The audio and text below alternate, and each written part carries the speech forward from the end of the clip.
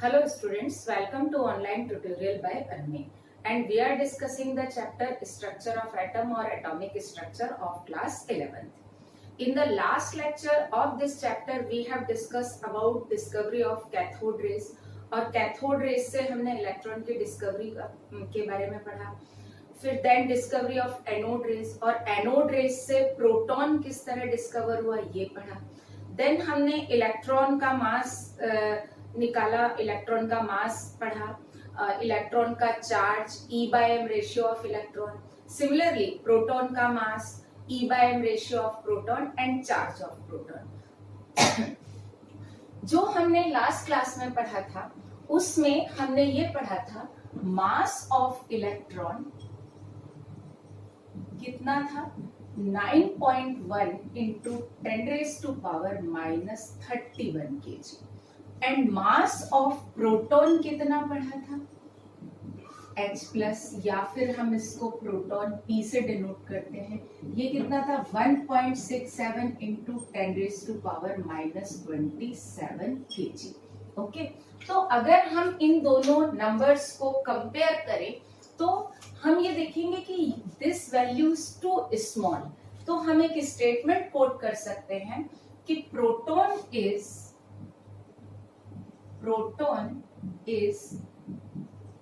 1837 times heavier than electron. Proton electron के comparison में इतना हैवी है. दूसरा, जब हम कंपैरिजन की बात करते हैं तो जब हम इलेक्ट्रॉन और प्रोटॉन दोनों का ही मास कंसीडर करेंगे, जब दोनों का मास ऐड करना होगा तो हम इलेक्ट्रॉन का मास उसमें क्या कर देंगे, निग्लेक्ट कर देंगे. तो सेकंड लाइन हम क्या लिख सकते हैं कि mass of electron is negligible as compared to mass of proton. Proton के कंपैरिजन में हम इलेक्ट्रॉन का मास निग्लेक्ट कर देंगे. तो हमने इलेक्ट्रॉन और प्रोटॉन जो दो फंडामेंटल पार्टिकल हैं इनकी डिस्कवरी के बारे में पढ़ लिया. अब बारी आती है एटम के मॉडल की कि एटम के अंदर इन पार्टिकल्स का अरेंजमेंट क्या है. तो सबसे पहले जो मॉडल आप लोग पढ़ भी चुके हैं 9th क्लास में, थॉमसन मॉडल.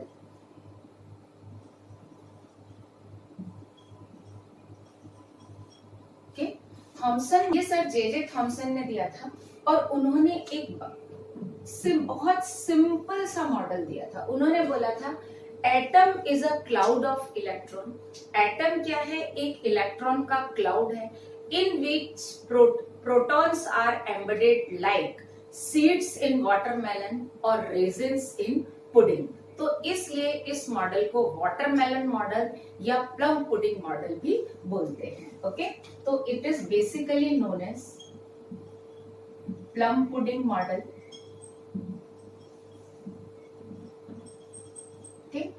और स्टेटमेंट क्या था, atom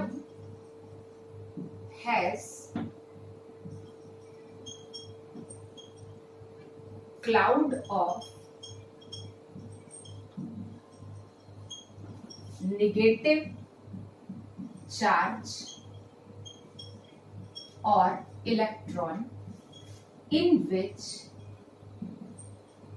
protons are embedded like seeds in watermelon or raisins in pudding. जैसे पुडिंग में रेजिन, किशमिश रैंडमली फैली हुई रहती है, इसलिए इस मॉडल को उन्होंने बोला प्लम पुडिंग मॉडल और वाटरमेलन मॉडल. लेकिन इस मॉडल से एटम का स्ट्रक्चर और डीपली स्टडी करने में या उसमें कोई हेल्प नहीं मिली, तो ये मॉडल तुरंत डिस्कार्ड हो गया. इसके बाद जो मॉडल आया, जो फर्स्ट मॉडल जो बेसिकली आया वो दिया रदरफोर्ड ने। रदरफोर्ड ने जो मॉडल दिया वो मॉडल दिया गोल्ड फॉइल एक्सपेरिमेंट के बेस पर। तो सेकंड जो मॉडल दिया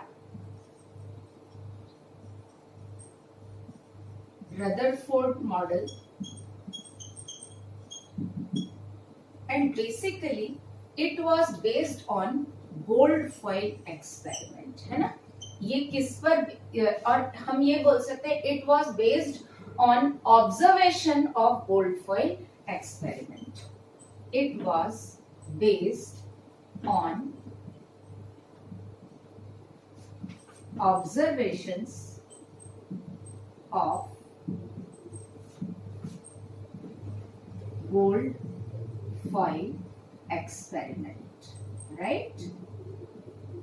Means gold foil experiment के जो observation थे उसके बेस पर रदरफोर्ड ने मॉडल दिया, which is Rutherford model.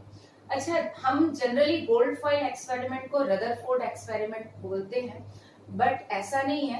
Gold foil experiment was performed by Geiger, जो उनके स्कॉलर थे रदरफोर्ड के, under the supervision of Rutherford. Okay, तो गोल्ड फॉइल एक्सपेरिमेंट किया गीगर ने था, किसके सुपरविजन में? रदरफोर्ड के सुपरविजन में, और मॉडल रदरफोर्ड ने दिया था। तो गोल्ड फॉइल एक्सपेरिमेंट के लिए एक सेटअप बनाया था, जो आप सब लोगों ने पढ़ा है, बट मैं रिकॉल करवा देती हूँ, क्लास 9th में पढ़ा है कि अगर हम गोल्ड फॉइल एक्सपेरिमेंट देखें तो कुछ याद आया जैसा हमने क्लास 9th में पढ़ा था। इसमें 2-3 चीजों की मतलब उन्होंने यूज की थी टर्म। सबसे पहले जो यूज किया था that is alpha particle. Okay, alpha particle क्या होता है?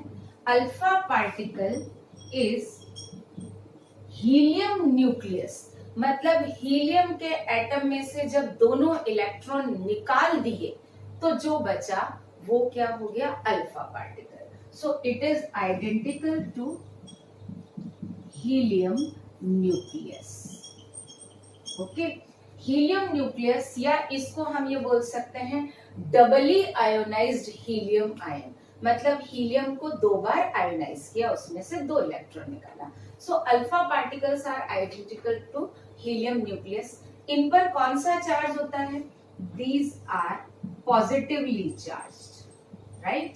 ये तो दिख ही रहा है ना हमको, भाई न्यूक्लियस बन गया। तो अब अभी एक्चुअली न्यूक्लियस की डिस्कवरी नहीं हुई है, तो ये न्यूक्लियस टर्म बाद में आई थी, बट अल्फा पार्टिकल इनिशियली बोला गया था डबली आयोनाइज्ड हीलियम एटम। अब गोल्ड फॉइल एक्सपेरिमेंट में क्या किया? यहां पर एक लेड का ब्लॉक रखा,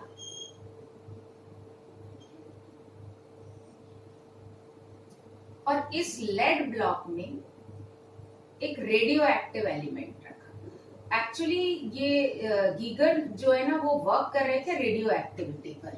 तो रेडियो एक्टिविटी पर जब वर्क कर रहे थे तो उसी mean while gold foil experiment किया गया।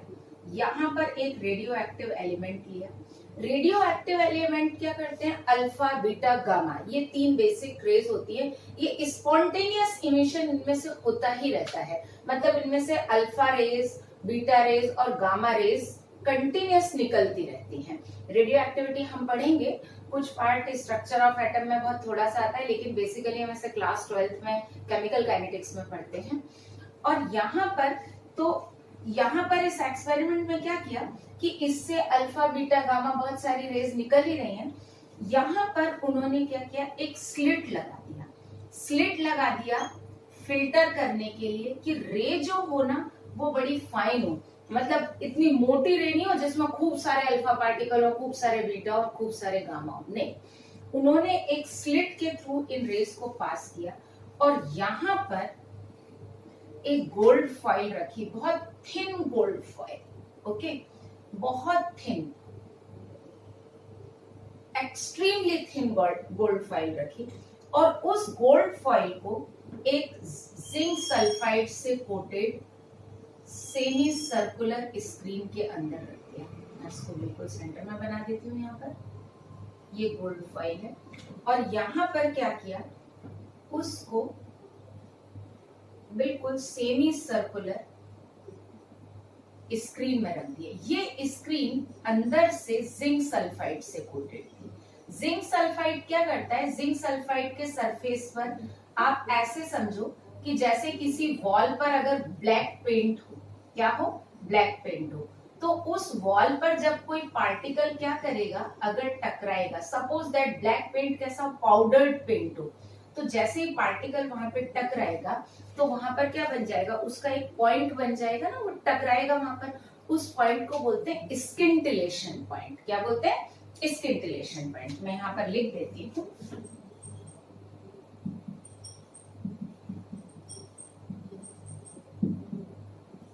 ओके। ये स्किंटिलेशन पॉइंट किसी के टकराने से बनता है ना। तो जब ये पार्टिकल उस पर टकराता है तो जैसे मैं क्या एग्जांपल दे रही थी, हाँ, ब्लैक पेंट अगर पाउडर कोटेड हो और उस पर अगर कोई छोटा पार्टिकल टकराए तो वहां छोटे छोटे छोटे स्पॉट्स बन जाएंगे ना, तो उससे पता लग जाएगा कि पार्टिकल टकराया कहाँ पर, है ना। तो सेम केस यहाँ पर भी होता है, यहाँ से अल्फा रेज निकलती हैं, इस स्लिट में से फिल्टर होके जाती हैं और यहाँ इससे टकराती है। जैसे ही ये यहाँ पर आके टकराती है तो ही ऑब्जर्व कि बहुत सारे पॉइंट यहां बने, खूब सारे पॉइंट यहां बने, कुछ थोड़े से पॉइंट यहां बने और यहां एक आध पॉइंट यहां बने। 3 जगह उनको पॉइंट दिखे, बहुत सारे मतलब मैक्सिमम पॉइंट उनको यहां मैं एक्चुअली मुझे यहीं पर बनाने चाहिए। बहुत सारे पॉइंट यहाँ बने, यहाँ पर बहुत कम और एक आध 2 पॉइंट यहाँ बना, ठीक है। अब एक क्वेश्चन ये भी आता है कि गोल्ड फॉइल क्यों लिया गया, उसके 2 रीजन है। Gold is highly malleable metal, मतलब हम इसको बिल्कुल एक्सट्रीमली थिन शीट में कन्वर्ट कर सकते हैं, बहुत पतली शीट में कन्वर्ट कर सकते हैं। दूसरा gold is noble metal. Nobel metal है मतलब ये इजीली किसी से रिएक्ट नहीं करता, तो जब अल्फा पार्टिकल इस पर स्ट्राइक करेगा तो ये चांसेस बहुत कम है कि गोल्ड और अल्फा पार्टिकल के बीच में कोई रिएक्शन हो जाए। ये सोचकर यहाँ पर गोल्ड फॉइल लिया गया था। तो 2 points, it is highly malleable metal and second it is noble metal. Third reason एक और है, वो लेकिन अभी नहीं, पहले न्यूक्लियस की डिस्कवरी हो जाने तो तब बताएंगे। तो अगर हम इस गोल्ड फॉइल एक्सपेरिमेंट को देखें तो मैक्सिमम स्किंटिलेशन पॉइंट हमारे यही बने हुए हैं, यहाँ पर बहुत कम है और यहाँ पर तो बहुत ही कम है। तो जब यहाँ पर मैक्सिमम बन रहे हैं, मतलब मैक्सिमम अल्फा पार्टिकल्स यहाँ जाके स्ट्राइक कर रहे हैं, कुछ बहुत कम इधर जा रहे हैं और एक आध इधर जा रहा है। तो इसका जो ऑब्जर्वेशन किया, 3 ऑब्जर्वेशन इसी एंगल के बेस पर किए गए। तो अगर हम लिखें observation of gold foil experiment,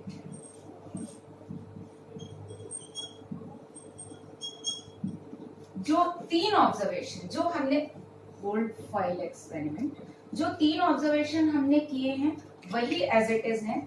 मैं डिक्टेट कर दूंगी, आप लोग लिख लेना। फर्स्ट क्या था, most of the alpha particles are passed straight, most of the alpha particles are passed straight without any deflection, बिल्कुल सीधे चले गए। few of alpha particles are deflected by a small angle, few of alpha particles are deflected by a small angle, तो second ये हो गया। and very few means 1 out of 1 lakh और 1 out of 1 million, कुछ books में 1 लाख भी लिखा है, कुछ बुक्स में 1 मिलियन भी लिखा है। सो थर्ड पॉइंट क्या हो गया, third observation 1 out of 1 million और 1 out of 1 lakh is deflected by large angle. So these were the 3 observations of gold foil experiment. और इन्हीं 3 के बेस पर रदरफोर्ड ने आगे मॉडल प्रपोज कर दिया। उन्होंने ये सोचा कि अगर ऐसा हो रहा है तो क्यों हो रहा है। तो रदरफोर्ड ने ऐसा अज्यूम किया कि ये एटम है, सपोज दैट और इसमें से अल्फा पार्टिकल बिल्कुल स्ट्रेट जा रहे हैं। तो most of the alpha particles are passed straight, बिल्कुल बहुत सारे अल्फा पार्टिकल बिल्कुल स्ट्रेट निकल गए। अल्फा पार्टिकल्स पर कौन सा चार्ज बताया था मैंने? पॉजिटिव चार्ज बताया था। So most of the alpha particles are passed straight, बिल्कुल स्ट्रेट निकल गए, right.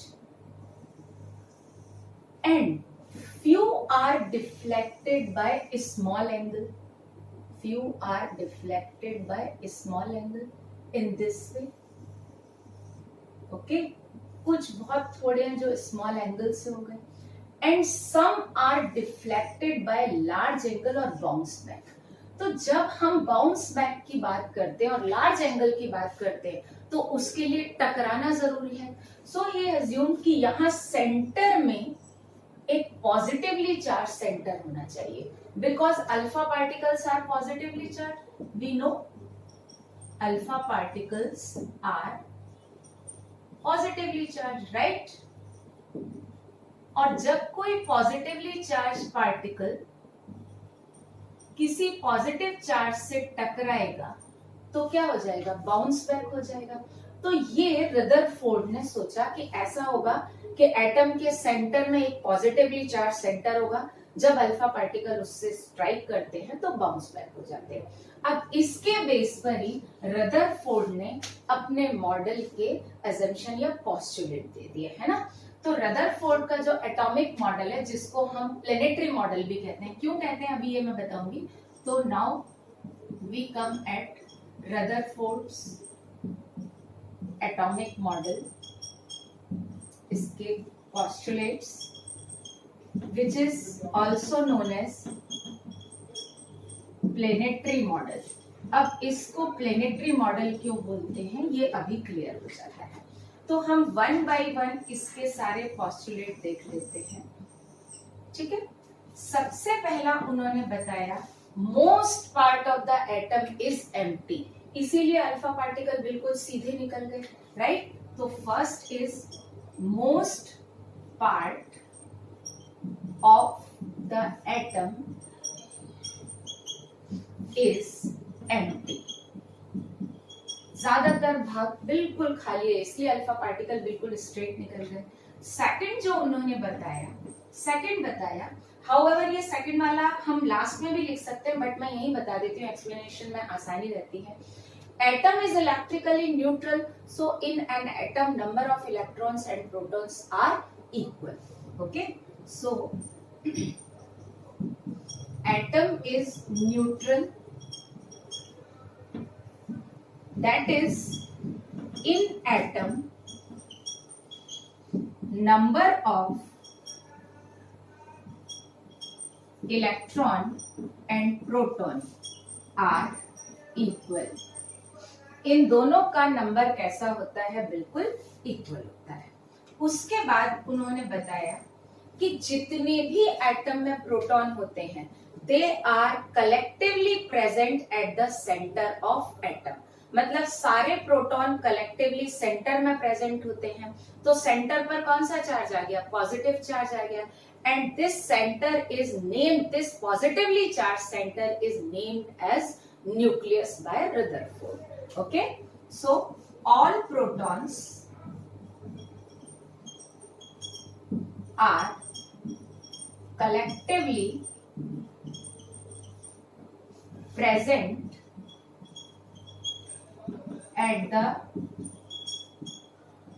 center of atom and hence अपन ऐसा लिख सकते हैं, hence atom has a positively charged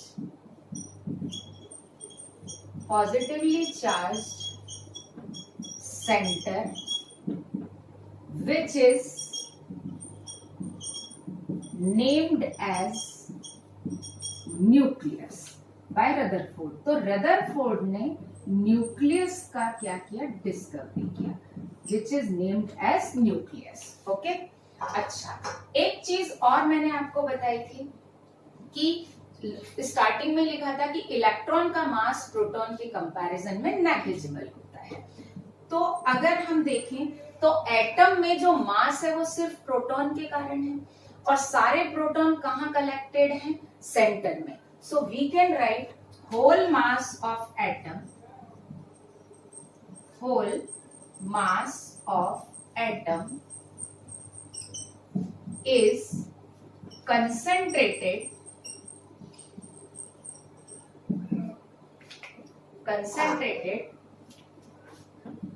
at the center और न्यूक्लियस। मीन्स किसी भी एटम का पूरा मास बिल्कुल सेंटर में कंसेंट्रेटेड रहता है, और या फिर किस में रहता है? न्यूक्लियस में कंसेंट्रेटेड रहता है। तो डिस्कवरी ऑफ न्यूक्लियस एक बहुत इंपॉर्टेंट पॉइंट हो गया रदरफोर्ड मॉडल का। अब हम 6th पॉइंट पर आते हैं कि जो वॉल्यूम है न्यूक्लियस का, वो या साइज है जो न्यूक्लियस का, वो एटम के कंपैरिजन में, पूरे एटम के साइज के कंपैरिजन में बहुत स्मॉल होता है। So next is size of nucleus is very small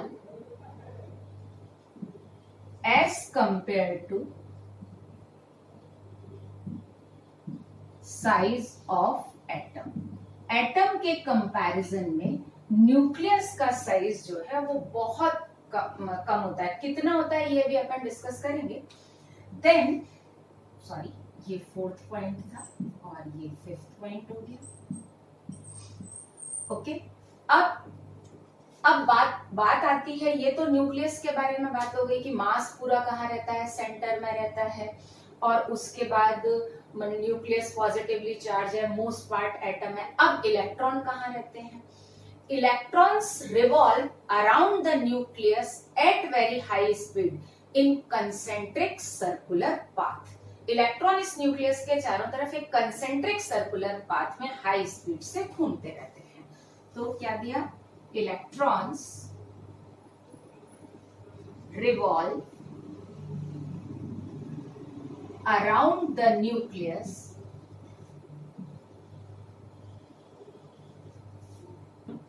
at very high speed in concentric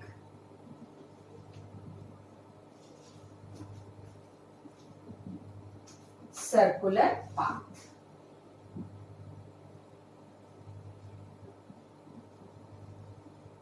Like planets around the sun, and these circular path named as orbit, है ना? तो आगे अपन लिख लेते हैं revolve on concentric circular path called orbit, यहीं पर लिख देते हैं like planets around sun। Okay, क्योंकि ये बिल्कुल प्लेनेट और सन से कंपैरिजन करने के लिए था, इसलिए इसको बोला प्लेनेटरी मॉडल। ओके, अब जब इलेक्ट्रॉन न्यूक्लियस के अराउंड सर्कुलर पाथ में घूम रहे हैं, तो जब कोई भी ऑब्जेक्ट सर्कुलर पाथ में मूव करता है तो दो फोर्स काम करते हैं, एक सेंट्रीफ्यूगल और एक centripetal. Centrifugal is directed away from the nucleus, तो सेंट्रीफ्यूगल फोर्स के कारण इलेक्ट्रॉन न्यूक्लियस से दूर जाएगा, लेकिन इलेक्ट्रॉन पर नेगेटिव चार्ज है और प्रोटॉन पर पॉजिटिव चार्ज है, तो उनके बीच में अट्रैक्शन होगा।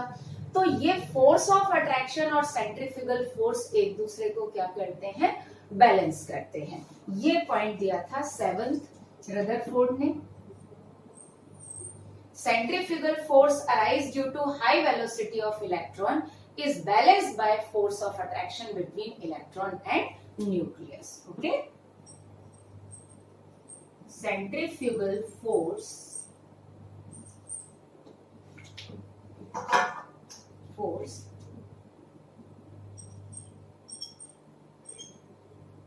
arises due to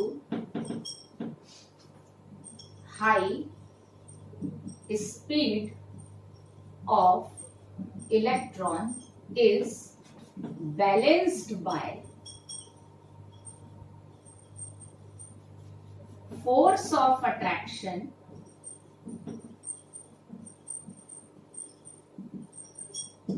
between electron and nucleus, right.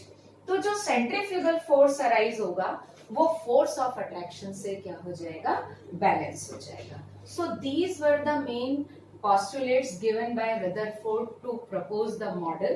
इसमें आप ये वाला पॉइंट लास्ट में लिख सकते हैं स्कूल एग्जाम में, but however rest 6 are very important, so these were the model, okay।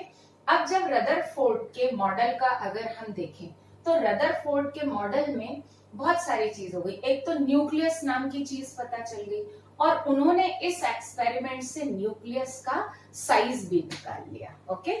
सो अब जो साइज के लिए उन्होंने एक फॉर्मूला डेराइव करके बताया, वो फॉर्मूला हम यहाँ लिख लेते हैं, और साइज निकलेगा कैसे वो हम प्रॉपर्टीज ऑफ चार्ज से निकालेंगे। सारा पॉइंट इससे है कि अल्फा पार्टिकल यहां से बाउंस बैक हो रहे हैं, okay. So size of nucleus was an important discovery by Rutherford model. Rutherford model का एक बहुत इंपॉर्टेंट डिस्कवरी था न्यूक्लियस का साइज बहुत छोटा। और इससे रिलेटेड एक स्टेटमेंट है जो दिया उन्होंने, that diameter of atom is approximately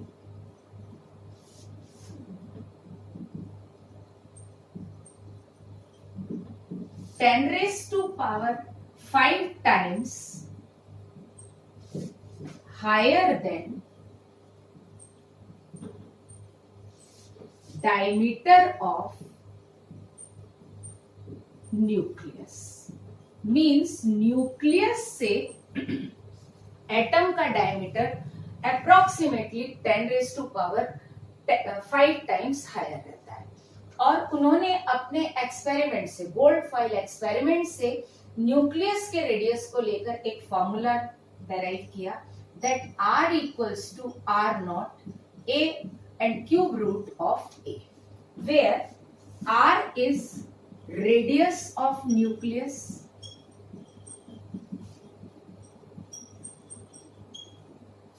A atomic mass,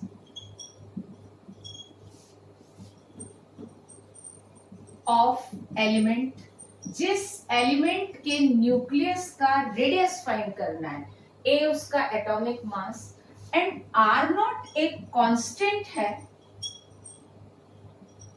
जिसकी value element to element vary करती है, एंड जनरली 1.1 इंटू 10⁻⁻13 सेंटीमीटर से 1.44 इंटू 10⁻⁻13 सेंटीमीटर के बीच में लाई करती है। तो ये R0 कांस्टेंट की वैल्यू थी। तो ये रदरफोर्ड मॉडल के अचीवमेंट थे, न्यूक्लियस की डिस्कवरी, न्यूक्लियस और एटम के साइज का रेशियो, और न्यूक्लियस का रेडियस निकालने का एक फॉर्मूला। अब ये फॉर्मूला डेराइव कैसे किया, ये हम प्रॉपर्टीज ऑफ चार्ज जब पढ़ेंगे तब वहां पर अप्रोच देखेंगे, क्लोजेस्ट डिस्टेंस अप्रोच तब वहां पढ़ेंगे। अब इसके बाद एक इंपॉर्टेंट चीज जो हमको पढ़नी है कि भाई रिसर्च तो हो गई लेकिन कुछ ना कुछ ड्रॉबैक तो रह ही गए होंगे। तो अब हमको जो पढ़ना है that is drawbacks of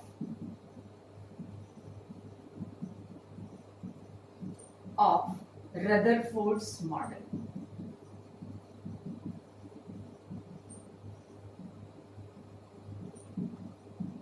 Rutherford's model के ड्रॉबैक्स, वैसे अगर हम देखें तो कोई बहुत ज्यादा ड्रॉबैक नहीं है। अभी तक हम जो भी मॉडल पढ़ते हैं उसमें हम न्यूक्लियस रदरफोर्ड के मॉडल की डिस्कवरी का ही पढ़ते हैं। इलेक्ट्रॉन न्यूक्लियस के अराउंड बहुत हाई स्पीड से रोटेट करता है, रिवॉल्व करता है, वो भी हम इसी मॉडल के थ्रू पढ़ते हैं। लेकिन उन्हीं के पोस्टुलेट्स में या उसी के जितनी उन्होंने पॉइंट्स दिए थे उसी में थोड़ा सा मॉडिफिकेशन करके हम आगे का मॉडल पढ़ते हैं। तो इसका नेक्स्ट जो मॉडल है बोर मॉडल, तो उसमें बहुत सारे पॉइंट तो हम रदरफोर्ड मॉडल के ही लेके चले जाएंगे, लेकिन सिर्फ एक पॉइंट है जिस पर रदरफोर्ड का मॉडल क्या हुआ था, फेल हुआ था। तो हम वो पॉइंट देख लेते हैं। देखो, रदरफोर्ड ने बोला था electrons revolve around the nucleus in concentric circular path, बोला था। अब अगर हम देखें तो रदरफोर्ड के अकॉर्डिंग इस तरीके से कंसेंट्रिक सर्कुलर पाथ में इलेक्ट्रॉन को रिवॉल्व होना चाहिए, लेकिन इलेक्ट्रॉन नेगेटिवली चार्ज पार्टिकल है और न्यूक्लियस में कौन सा है, पॉजिटिव चार्ज।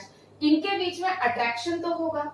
जब इलेक्ट्रॉन इधर रिवॉल्व कर रहा है तो हम किसी भी एक्सटर्नल एजेंसी से उसको एक्सेलरेट नहीं कर रहे हैं, तो ये इलेक्ट्रॉन कंटिन्यूअसली अपनी एनर्जी क्या करेगा, लूज करेगा।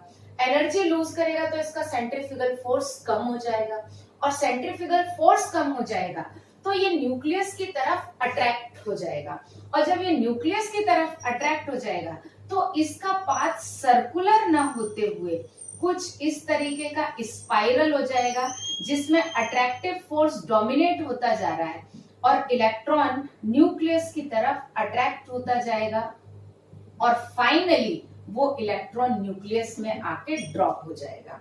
और जब इलेक्ट्रॉन न्यूक्लियस में आके ड्रॉप हो जाएगा मींस एटम विल कोलैप्स। तो इस कंडीशन में क्या होगा, we can say atom will collapse. Okay, तो जब एटम कोलैप्स हो जाएगा तो जो डाल्टन की थ्योरी थी कि atom is eternal particle, atom can neither be created nor be destroyed, तो वो वाली थ्योरी तो यहाँ पर आके फेल हो जाएगी और ऐसे धीमे धीमे करके सारे एटम कोलैप्स हो जाएंगे। मतलब इस पाथ में कहीं ना कहीं कुछ गड़बड़ है। ओके, तो इसलिए ये सबसे पहला ड्रॉबैक ये निकला था कि जो कंसेंट्रिक सर्कुलर पाथ वाला जो ड्रॉबैक था, कंसेंट्रिक सर्कुलर पाथ वाला जो पोस्टुलेट था, उसमें फाइनली इलेक्ट्रॉन क्या हो जाएगा, न्यूक्लियस में ड्रॉप हो जाएगा। एक तो ये, दूसरा जो हम आगे पढ़ेंगे, इस मॉडल से हम हाइड्रोजन स्पेक्ट्रम को एक्सप्लेन नहीं कर सकते। तो यहाँ बेसिकली जो दो पॉइंट आए थे, फर्स्ट क्या पॉइंट आया था कि electron while revolving around nucleus will lose its energy continuously and finally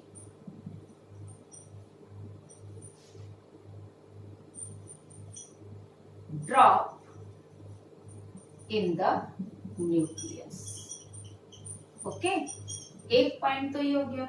और सेकंड पॉइंट ये था, it does not explain hydrogen spectrum. It does not explain hydrogen spectrum. ये स्पेक्ट्रम होता क्या है, ये हम इस चैप्टर के ही आगे वाले पार्ट में पढ़ेंगे। मैंने आपको स्टार्टिंग में बताया था ना, चैप्टर बहुत बड़ा है। तो it is basically Rutherford model. Rutherford model से हमको क्या क्या मिला, हमको न्यूक्लियस मिला, न्यूक्लियस का रेडियस मिला, और एटम और न्यूक्लियस के साइज का रेशियो मिला, और ये उसके ड्रॉबैक।